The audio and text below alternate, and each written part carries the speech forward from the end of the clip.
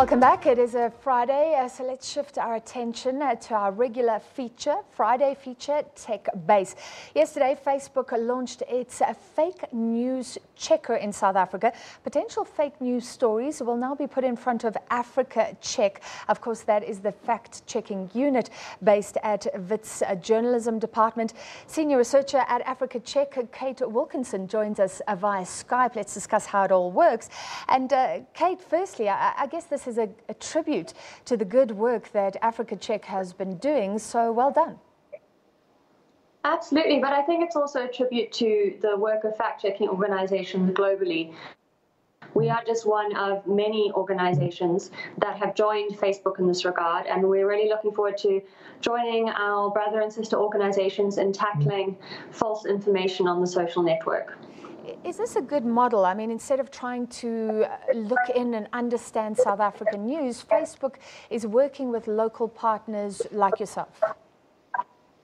So, like you said, local partners are really important. When it comes to false information, fake news and disinformation, it tends to have a local twist and a local flavor.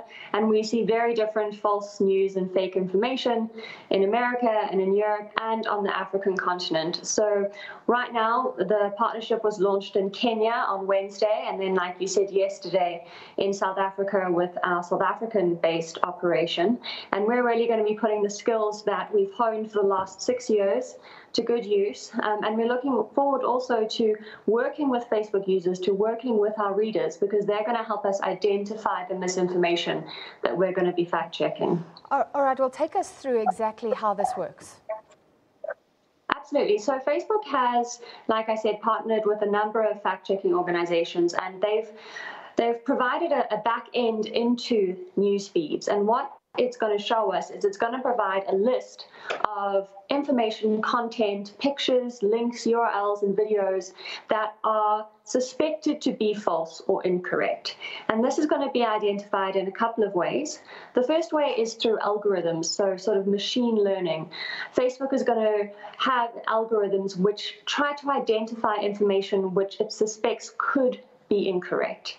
Secondly, we're relying on Facebook users. On every post that you see on Facebook, in the top right-hand corner, there are 3 dots.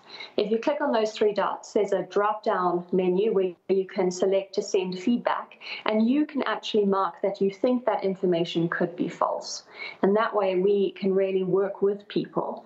And then thirdly, we're going to carry on doing the work that we've always done, and that is monitoring the media, monitoring social media, including Facebook, and looking out for viral stories that are being spread very far, that in particular have the potential to cause immediate and physical harm. That's our main concern when it comes to misinformation on the continent. We're going to be looking at those stories that either promote quack or fake health cures that could affect people's health, pyramid schemes or investments that could cause people to lose lots of money. We're looking at incorrect rumors about crime and security, as well as faked videos and images of minority groups that could stir up xenophobia. Well, do you have the capacity? You're saying that you are going to prioritize, and of course it will be user-driven as well, but doesn't this sort of upscale your operations massively? Absolutely. So we are a formidable but quite a small team. We have 27 people working part-time and full-time for us. And we really do see this involvement. It's not a remedy to the false information that we see shared on Facebook.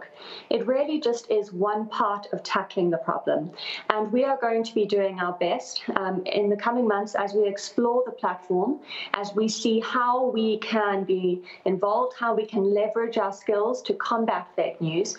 We're going to see how it works out, and it may involve hiring more people, it may involve shifting our resources and our focus, but readers and listeners and viewers can be assured that the same rigorous standards that we've applied to all our work over the past years will also be applied to our fact checks. So when something on Facebook is found to be incorrect by our fact-checking organization, its distribution will be dramatically reduced on the platform, as well as our fact check will accompany it So should anyone see it, even though the distribution has been reduced, there will be context and they will also be informed that it's incorrect.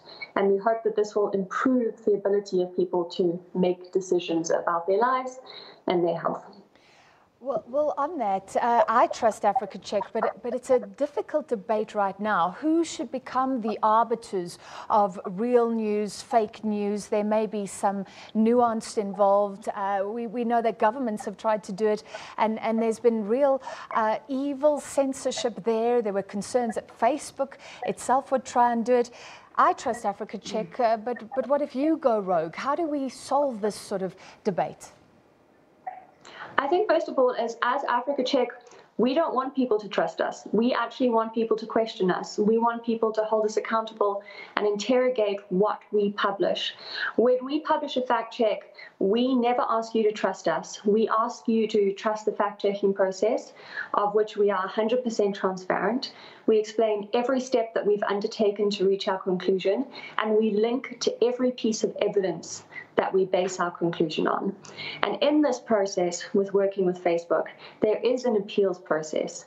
So if a person or a page who has shared information that we ultimately flag as incorrect feels that that is not correct and that it should be overturned, they can appeal our verdict, and it will be reviewed, and if need be, that strike will be removed. There are questions of censorship, but what is important is that we have to try and fix the ecosystem when it comes to how information is being shared at the moment in the media as well as in social media. And it's a collective effort. Africa Check is not the arbiter of the truth. We are just one organization trying to improve a system which is broken. And we want people to help us, but we also want people to hold us accountable for the work that we produce and the impact that we have. Kate, finally and very quickly, we saw in the US claims that elections were swayed by fake news. So what are the implications for our elections next year? So I think that when it comes to fact-checking, the elections are going to be very interesting, as they are in most countries. What's important, though, for this project is that the Facebook program does not allow statements by politicians to be fact-checked and down-ranked as a result if they're found incorrect. And what you're trying to tread there is a thin line, really, between freedom of expression and curbing misinformation. We are going to be looking at, when it comes to Facebook and our fact-checking, claims which are false that would cause immediate, mainly physical harm.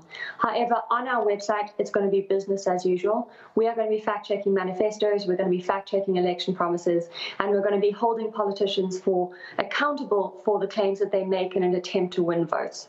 So we're going to be doing both. We're going to need people's support, but it's going to be quite a year coming up. Indeed, it will be. Thank you very much. That was Kate Wilkinson, the senior researcher at Africa Check, and now Facebook's partner in checking on fake news, but not, she says, from politicians, so that there's no distortion ahead of those elections. All right, we take a short break. Sports coming up.